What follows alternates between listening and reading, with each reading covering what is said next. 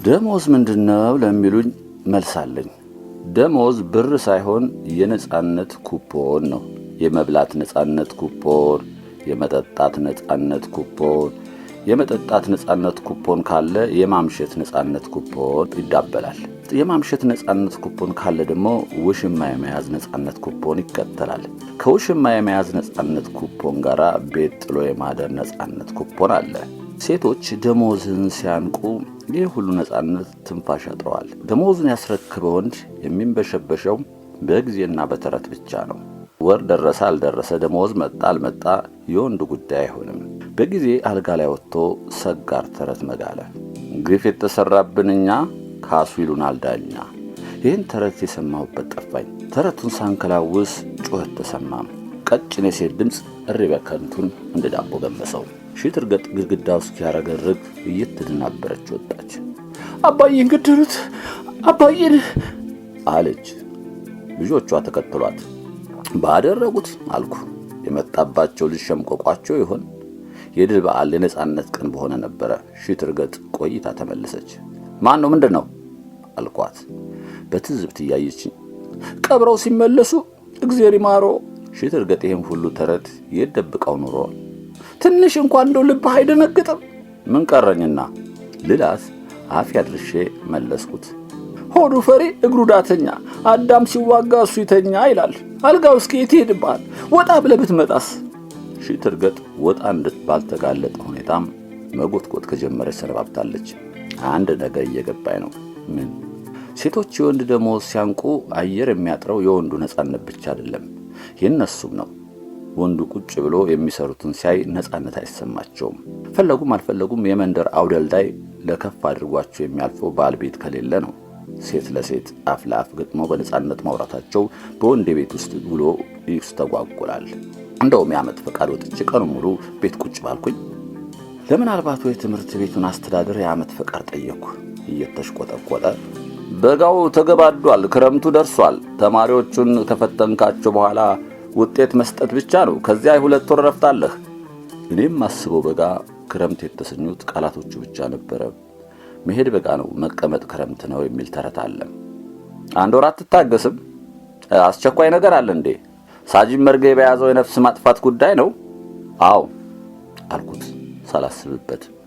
እንደምንም ለአንድ ወር አለዝበውና ክረምቱ ላይ መጥፋት ይሻላል። እኔ ደሞዝህን በመረጥከው ሰው ልክልሃለሁ። መጥፋት ሳለ መሞት አለች አሉ። አሁን ተረቱ ተገላበጠ። መቀመጥ በጋ ነው፣ መሄድ ክረምት ነው። እውነት አዲሱ አባባ ይላሉ ልጆቹ። አዲሱ አባባ አይደለሁም እላቸዋለሁ። ታዲያ ማን ነው? ጊዜያዊ አባባ። ጊዜያዊ ምንድነው? ትንሿ ጠየቀችኝ። በመጣባቸው ልጅ የተሞከረችው ይቺ ደዘደዝ ሳትሆን አትቀርም። ለጠየቀችኝ የሚሆን ምላሽ አጣሁ። አሁን እኔ አማርኛ መምህር ነኝ። ዝም። ስንት ገለሃል? ትልቋ ጠየቀችኝ። ምን ሰው? ደነገጥኩ። ምንም ምንም? ሁሉም በድንጋጤ ጠየቁ። ትልቁ አባባ ግን 10 ገሏል። ያልተወለደ ልጅ ያሳዘነኝ። እነዚህ ለማዳ አውሬዎች መካከል አድጎ ሰላማዊ የመሆን እድል የለውም። ተንከላካይ፣ ደም የጠማው የአያቱን ያንበረበረን ሪካርድ ይሰብር ይሆናል ይሄኔ። እኔ ግን የለሁበትም። ሽትርገጥ ድንገት መጣ። አባትና ልጆች ምን ትዶልታላችሁ? አለች። ጊዜያዊ አባትና ልጆች የሚል አእምሮዬ ላይ መጣ። አፌን አልፎ አልሄድም። አባዬ ይፈልግሃል። ምን ነው? ለምን? ብቻውን ሆኖ መሰለኝ። ለምን ልጆቹን አይወስዱም? ልጆቹማ አይሄድም፣ አልሰጥም። ደረቷን በመጅጇ ደቃችው። ምንስ አባዬን ብትወደው ከልጆች ታስፈልጠዋለህ እንዴ? ምን አይነት ጨካኝ ነህ ግን! አንበርብር ጋር ስደርስ 2 ሰካራም አዛውንቶች ቀድመው ነበረም። ጠላ የያዘ ብርጭቆ ይጠባሉ። ያንጠለጠሉት ማንቆርቆሪያ እየታለበ ነው። መጀመሪያ አንበርብር ወንደላጤነቱ ሰርችቷቸው ደግ ሰው ከሰው ጋር ለመዋል የፈለጉ መስሎኝ ነበረ። በኋላ ግን ተጠራጠርኩ። ጠላው ተቀዳልኝ። ስቀምሰው ደምደም አለኝ። አለ ነገር አልኩኝ። እጃችንን ራሳቸው አስታጠቡን። አንበርብር ጻድቅ ሆኑ። ከጻድቅነት በስተጀርባ ምን ክፋት ይኖር ይሆን? የተሞናሞነ እንጀራ በዶሮ ወጥ ቀረበ። ነገሩ እየከበደ ሲል ታወቀኝ። አንበርብር መልካም አሳላፊ ሆነው ነጠላቸውን አድግድገው በላ አልጣፈጣቸውም እንዴ ይላሉ። ወይ ዛሬ አልኩ። ያላወቅኩት ዕዳ በቆሜ ሲቀብሩኝ እየታየኝ። አልፎ አልፎ እያጎረሱን በልተን ጨረስን። ከጠላ ጋር የአንበርብር ነገር ይንቆረቆርልን ጀመር። ወዳጆችን እንዲያስክሬ ከጋበዝኩ ድፍን 15 ዓመቴ፣ ባለቤቴ ከመሞቷ በፊት ማለት ነው። ዝም አለ። ታዲያ ለጉዳይ እንፈልግሃለን ስትሉኝ በምን አባቴ ጠርጥሬ? ድምፃቸው ከፍ አድርገው ለጎረቤት ማቀበል ያዙ። እርግጥ አንተ ባለፈው ጊዜ የነገሩን ዳርዳር ነካክተህልኝ ነበረ ብለው ወደ እኔ ጠቆሙ። ቀኛዝማች ማናህሉህን በጋብቻ ብንዛመዳቸው ስትል ነገር ማዞር ሳይሆን ሊቀርቶ ነገሬማ አላልኩት ነበር። ልቤን ደስ ደስ አለው። የእግዚአብሔር መምጫ ማሳለጫው ብዙ ነው። የቀኛዝማች ማናህሉህ ወንድ ልጅ ያንበረበረን ብቸኛ ሴት ልጅ መቼም የልጅ ልጃቸውን አይድሩ። አንስቼቦት ነበር አልኩኝ። አይ እኔን አለማወቅህ ነበር ይፈጸማል ብለህ ማንሳትህ እንጂ። እንዴት? ከቀኛዝማች ማናህሉህ በላይ ማን እርሶን ሊያህል? እሱስ ስርገጥ ብለሃል። ግን ደጓ ሚስቴ አፈር ገብታ እኔም እንዲሁ እንከራተታለሁ እንጂ ዳግመኛ ሚስት የሚሉት አልሞክርም። እኔ ማተቤስ፣ ክሬስ፣ ቃሬስ። ወዳጆች አትቀየሙኝ፣ ጥያቄያችሁን እኔ አልቀበለውም። እንደ ጉልቻ 3 ማዕዘን ሰርተን የተቀመጥን ባለዳዎች ተያየን። አንበርብር የሚያወሩት ግራ አጋብቶናል። እስከ ዛሬ 15 ዓመት ሙሉ የት ከርማችሁ ነው ዛሬ አግባ ብላችሁ የምትፈትሩኝ? ልጃችንን አወቅነው። እርግጥ እናንተም እንዳላችሁት ቀኛዝማች እኔ በትዳር መዛመዳቸው ለፓርቲያችን ከፍተኛ ጠቀሜታ አለው። ትንሽ ዝም ብለው ምን ላርግ በፓርቲ የመጣችሁብኝ? ይሁን ፈዘን ቀረን። ይሁን ካላችሁ ጊዜ ማባከን ደግ አይደለም። አንዱ ከለብላባ ቀድሞ ማፈር ይከተላልና ነገውኑ ሄዳችሁ የቀኛዝማች የልጅ ልጅ ጋር ጋብቻ ጠይቁ። በተስፋ የተወጠረች ልቤ እንደፊኛ እድው ብላ ፈነዳች። ሟሸሽኩኝ። ጤፍ አከልኩ። አንበርብር አልኩ። ስሜ አንበርብር ነው ከንቱ ሲሉ ተነጫነጩ። ይህ አፍህ ለምዶብህ ሙሽራዋን ፊት አንበርብር እንዳትል በነፍስ ነው መፋለምህ። እንደሌላው ጊዜ አልበረገኩም። በተረጋጋ መንፈስ አቤቱታዬን አቀረብኩ። በመጀመሪያ ደረጃ አሁን እርሶ ያሏት ልጅ ገና ልጅ ናት። 16 ቢሆናት ነው። ይልቅ ወንድም ካላት ወይም ደግሞ አጎት ያሮጌ ልጅ ሆነ ነገር ታጠፋለህ አንተ። ሴት 10 ዓመት ከሞላው 21 ማለት ነው። 6 ስታክልማ 30 በላት። ግንባሬን አላጠፍኩም። 30 ብትሆን እኮ ታዲያ ከእርሶ ዕድሜ ጋር ሲነጻጸር እኮ አየህ ከንቱ ወንድ ልጅ ሚስቱ የጣለችበትን ዕዳ ተወጥቶ ልጁን ትዳር ካስያዘ አልፎ ተርፎ የልጅ ልጆቹን ቦታ አስይዞ ቤት ንብረቱን ታጸዳ በኋላ ኮበሌ እንደማለት ነው አሉና የክርክሩን አውድ በመቀየር አባቴ ቢኖር ይሄኔ እንዴት ይደሰት ነበር። አይናቸውም ባቀሮ ባደገደጉት ኩታባበሱ። እኔ እዚህ ውስጥ ማስገባት እጄን እኔ በጣም ነው የሚከብደኝ አልኩ። እጅህን የዶሮ ፍትፍት ውስጥ ማስገባት ምንም አይከብድህማ አፍረተ ቢስ አሉኝ። እከፍላለሁ አልኩ። አትችለውማ አሉኝ። መላላጫ ነው የበላሁት፣ መላላጫ እከፍላለሁ። ሰማህ ሆይ አሉኝ። ያስኩ በሚል ጣታቸው ወዙዘው የዶሮ ብልት ገበያ አይሸጥም፣ የግድ ከነነፍሷ መግዛት አለብህ። ወዲህ ደግሞ የተሰራ ዶሮ ያልተሰራ በግ ከነነፍሱ እንደማለት ነው። ደነገጥኩ። የዶሮ መላላጫ የበግ ሂሳብ ላይ ደረሰች ቢሆንም እከፍላለሁ አልኩ ድርቅ ብዬ። እስቲ ክልብ አትበል። መቼ ጨረስኩና አደግድጌ ሳስተናግድህ ነበር። ያለኝን ክብር ሳልቆጥር ፓርቲ አምኖብኝ ገንዘባዥ ያደረገኝን ስመጥር ከግምት ሳልከት ከፍ ዝቅ ማለት ስንት ያወጣል? በቀላሉ የበሬ ዋጋ በለው። አይተው እንጂ አንበርብር አልኩ የምለው ጠፍቶኝ። አንተ ድሮውንም ሲያዝሉህ ነካሽ ሲያወርዱህ አልቃሽ መሆንን አውቃለሁ። እንደተከበርክ በአማጭነት ብትሄድ ይሻላል። ድላችን ተቀና ልጅቷ ከነወርሷ በወግ ማዕረግ እንረከባታለን። ታልሆነ ሌላ ዘዴ ይፈለጋል።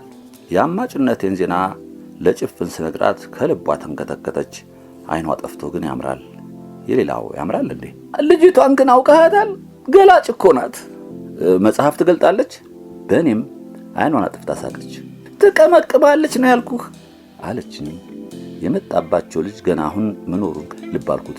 ታነጋዋለች አንበርብር ጋቢ ለብሰው ሲጠብቋት ውጭ ማደራቸው ታይቶኝ አማጭነቴን ወደድኩት። ጭፍን በመቆርቆር እያየችኝ ዕዳቸውን ሁሉ ወደ አንተ አስተላልፈው ጸዴ ትዳር ሊይዙ ነው አይደል አለችኝ። የምመልስላት ግራ ገባኝ። ተረት መጽሐፍህን ጨረስክ? ኑሮ የራሱ ተረት ሆኗል። ቆይ ተረት መጽሐፍ የፈለግከው ለምን ነበር? ተረት የመጽሐፍ ፍላጎት የሌለ የሚነገር ምክንያት አለው።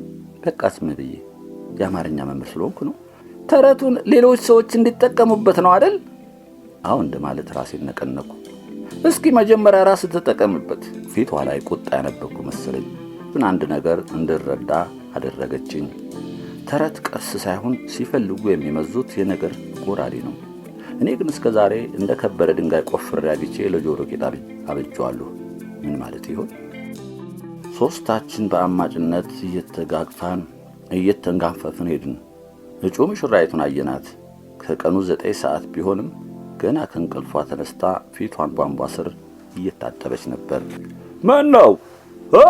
ምንድነው ጉዱ? አሉ ቀኛዝማች። መቼም የዛሬ ልጅ ወጉን ትቶታል። እንዲህ ነው ሽምግልና። እናንተ እንኳን እድሜያችሁ ገፋ ያለ ነው። ሳታስታውቁኝ ሽምግልና ትመጣላችሁ? ይቅርታ አልን። በፊት ቢሆን በሪ በከንቱ ደንብ ሰድባችሁኛልና እንፋለምላችሁ ነበረ። እስቲ ይሁን ይችል የልጅ ልጄ እሷም ሰው ሆና ሽማግሌ መላኩም አንድ ነገር ነው። ጊዜ አናጠፋም። የዛሬ ሳምንት ስለ ሙሽራው ዘር የሚያውቅ ይዛችሁንና ዘሩ ከዘሬ የሚቀላቀል ይሆናል ማለት ነው። ይህን ላምበርብር ወስደን ነገርናቸው። እንኳን ለራሴ ለሌላም ይዘፍናል አንገቴ። እኔ ምን ሆኜ ሌላ አለካለሁ? ሳምንት እንሄዳለን አሉ። በሳምንቱ ሄድን። የቀኛዝማች ቤተሰው ተቸምችሞ ባዩ ጊዜ አንዳች ነገር አልጎመጎሙ። በደንብ ተጠግቼ ስሰማቸው ጾለት መሰል ነው። ከቀኛዝማች አውለኝ ቀጭን ኩታቸውን አደገደጉ። የቀኛዝማች ማናህሉ ታናሽ ወንድም ግራዝማች ድሩ እንዲህ ሲሉ ጠየቁ። መቼም ደርሶ ፊት የለም። ልጃችንን ስትጠይቁ ለልጃችሁ ተየት ነው? ልደታችሁ ተየት ነው? ሐረጋችሁ ተምን ተመዘዘ? ዘራችሁ እንደፈለቀ ማለት አይቀርም። አንበርብር እየተጣደፉ ኩታቸውን ተርትረው ዳግም አጣፉና ያችን ቅኔያዊ ጸሎት አደረሱ። ከቀኛው ለኝ ይቀጥሉ እንጂ አባቴ እኔን አስከትሎ ወደ ኮሪያ ሲዘመት እውነቱን ለመናገር ማዕረግ የለውም ነበር ብለው አንበርብር ጀመሩ። ነገሩ ግን ጥሩ ተዋጊ መሆኑን በዓይነ ሥጋ ለመመልከት ችያለሁ። በዚህ ላይ በአፍላ ጦርነት ወቅት ዘወትር የጦሩን ቀኝ ይዞ ስለሚዋጋ ቀኛዝማች ብንለው አያንሰውም። ይበዛበታል ካላችሁም ቀኝ ዘማች ልንለው እንችላለን። ቀጥሉ አሉ ግራዝማች ደሩ። የአባቴ አባት መራሽ ተኳሽ ነበሩ። አጤ ምኒልክ ከንጉሥ ተክለ ሃይማኖት ጋር እምባቦ ላይ ጦርነት ሲገጥሙ ንጉሡ ያቆሰላቸው ይኸው አያቴ ነበር። ታዲያ ምን ይሆናል? ውለታውን አጤ ምኒልክ ልብ ሳይሉ ቀሩ። የባስ ብለው ከንጉሥ ተክለ ሃይማኖት ጋር አፍላፍ ገጥሞ ሲያወሩ አዩና ብስጭት ተሰማቸው። ይህን የሰሙት አባታቸው የአባቴ አያት የልጃቸውን በደል አልታገስ ብለው በ90 ዓመታቸው ሸፍተው ዱር ገቡ። ብዙም ሳይርቁ የምኒልክ ጦር የገዛ ልጃቸውን ልኮ ማረካቸው። አንበርብር ሲወናጨፉ የፈረሰ ቀጭን ኩታቸውን አጣፍተው ቀጠሉ። የሚሉት አቅጣጫ ጠፋኝ። ኧረ እንደውም ዞረብኝ። እድል ተርታዬ ጣፋንታዬ ሁለቱንም ያጣቀሰ ነው። አንዱ ማራኪ ሌላው ተማራኪ፣ አንዱ ታማኝ ሌላው ከጂ፣ አንዱ ሀጥ ሌላው ጣድቅ። አንበርብር የሚሉትን ለመረዳት ስሞክር የበለጠ ዞረብኝ።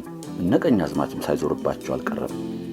የዘር ሆኖብኝ እኔም አሻፈረኝ አለኝን እንዲሁ ሰፍነግ አጠጣለሁ። ወዲህ ያየኝ እንደሆነ ተጌታችን ግራና ቀኝ የተሰቀሉት ጥጦስና ዳክሮስ የቅማያቴ ወንድም ልጆች ነበሩ። ጥጦስና ዳክሮስ የዘራችን ተምሳሌት ናቸው። በቀኝም በግራም የተሰቀልን እኛው ነን። ዘራችን በጀ ካሉት በጀ የሚል በቀኝ የሚያውል ነው። አሻፈረኝ ታሉት ደግሞ አሻፈረኝ የሚል የግራ የሚያውል ነው። ጨረስኩ ብለው አጉረጠረጡም። የቀኛዝማች ማናህሉ ቤተሰብ ተቁለጨለጨ። ከጥቂት ቆይታ በኋላ ግራዝማች ደሩ ጉሮራቸውን ጠራረጉ። ዘራችን እንግዲህ እንዲህ ያለ ዘር ጋር መቀላቀሉ ያኮራናል። ልጃችን ለልጆ ሰጥተናል። አንበርብር ለልጆ ማለቱ ብለው ፍስስ አሉብን። ልብ ድካም ይሆን? እንኳን ልብ ድካም ልብም ያላቸው አይመስልም ነበረ። ልብ የሌለ እኔ ነኝ እንጂ አንበርብርን የልጅ ልጆች ልብ ብዬ ሳያቸው በጣሊያን የተወረርኩ መሰለኝ። ብስል ቀያይ ናቸው። ቀያይነታቸው ሄዶ ሄዶ ወደ ነጭነት ያድልቷል። አንበርብር ፈረንጅ ለመጥለፍ ኤምባሲ ለኤምባሲ ከሚዞሩ እነዚህን ቢያቀርቡ ይታመኑ ነበረ። ለመሆኑ የፈረንጆቹ ጉዳይ ከምን ደረሰ? የእስር ቤቱ ግንባታስ? የአንበርብር እንዲዘነጋ መፈለጋቸው ስለገባኝ ላነሳባቸውና በጥቂቱም ላበሳጫቸው ወደ ቤታቸው ሄድኩ። ጎሽ ልንልክብህ ስናስብ ነው የመጣህ አሉኝ። ሁለቱ ሽማግሌዎች በሁለት ጉልቻ ቅርጽ ተቀምጠዋል። ሶስተኛ ጉልቻ እየተጠበቀ ነበር ማለት ነው። እኔ አንበርብር 3 አባል ያለው ቡድን ያቋቋሙት ለምን ይሆን? ታመም አውራ ዶሮ ጠባይ እየተራመዱ በተራቆተ ኩራት ተልቆ ላልታወቀ ጓድ እንዲህ አሉ። እንደምታውቁት የቀኛዝማች ማናህሎ የልጅ ልጅ ለጋብቻ ጠይቀን ብዙ ደጅ ጠናን፣ ጤናችንንም አደጋ ላይ ጣልን። ከንፈራቸውን በቁጭት ቀረጣጠፉና ቀጠሉ። አልሆነልንም። ተንቀናል፣ ተደፍረናል። ብታምኑም ባታምኑ በቁም ሞተናል። እዚያ አፍንጫችን ስር ሙሽሪት እየተመላለሰች ቤተሰቦቿ አንድርላችሁ ማለታቸው ንቀት ካልሆነ ሌላ ምንድን ነው? አንድ ፍሬ ልጅ ላዛውንቱ ሙሽራ ጠይቀን መከልከላችን እንዴት ንቀት ሊሆን እንደቻለ አልገባኝም። በስብሰባ ስነ ስርዓት እጄን አወጣሁና እንዲህ አልኩ። ራሳችንን የሰደብን እኮ ራሳችንን። እንዴት አሉ አንበርብር የፉከራ መንጎራደዳቸውን ገታ አድርገው። ቀድሞውኑ መጠየቅ አልነበረብንማ አልኩ በድፍረት። አፌ ቁርጥ ይበልልህ ሲሉኝ ድንግርግር አለኝ። መጥለፍ ነበረብን። አመዴ ቡና አለ። ከኛ ይለፍ ሽማግሌ ልከን የወጉን ሞልተናል። አሁን ወደ ጠለፋ። አሃ ወንጀል እኮ ነው አልኩ ተሽቀዳድሜ። እንዲያግዙኝ ወደ ጠላፊው ጓዳ አባላት ተመለከትኩ። አደጋው የታያቸው አይመስልም። የቀረበላቸውን የገብስ ጠላ በገብስ ቆሎ እያመሳጠሩ ወደ ሆዳቸው ይልካሉ። ወንጀልስ ወንጀል ነው አሉ አንበርብር። ግና የእናንተ ወንጀል በእኔ ላይ ነው። እርስዎ የጠላፊነት ድርሻ አለዎት፣ እኛ ደግሞ ያጠላላፊነት አይቀርልንም። ወንጀሌን የማይችል አንገት የለኝም። ፊታችሁን በሸማ ሸፍኑና ጥለፏት።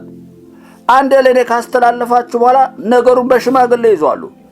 ባይሳካልኝ እንኳን ብቻዬን ወደ ከርቸሌ እናንተን ማን ቢያጋልጣችሁ ትወነጀላላችሁ? እና በመቀበልና ባለመቀበል መካከል ስንጠራውስ ትፈጭ ነበረች ታንጓልል ተሳናት አሉ። ምን ነው ልጄ ለጠለፋ እንኳን አዲስ አይደልህ። ልጄን ስጠልፍ ወንጀልነቱ ያኔ እንዲህ ቢታይ ደግ ነበር። ይህን ጠለፋ ተቀበልኩ አልተቀበልኩ ወህኒ ፊት የተደነቀረ እጣ ፋንታዬ ነው። አንበርብር ያቀዱት ጠለፋ ላይ ተሳትፌ የማምለጥ ዕድል ከገጠመኝ ደግ፣ ካልሆነም መጥፎ ዕድልን እያማረርኩ ፊቴን በነጠላ ሸፍኜ ለጠለፋ ተሰማራሁ። አንበርብር ሁሉን አጥተው ጨርሰዋል። እንዲህ አሉን። ልጅቷ እንዳያቷ ቀማኛ ማናህሎ ሌሊት መጓዝ ታበዛለች። መቼም የዘር ነውና አትነቀፍም። ልጅቷ እንዳያቷ ቀኛዝማች ባጭሩ መታጠቅ ታበዛለች።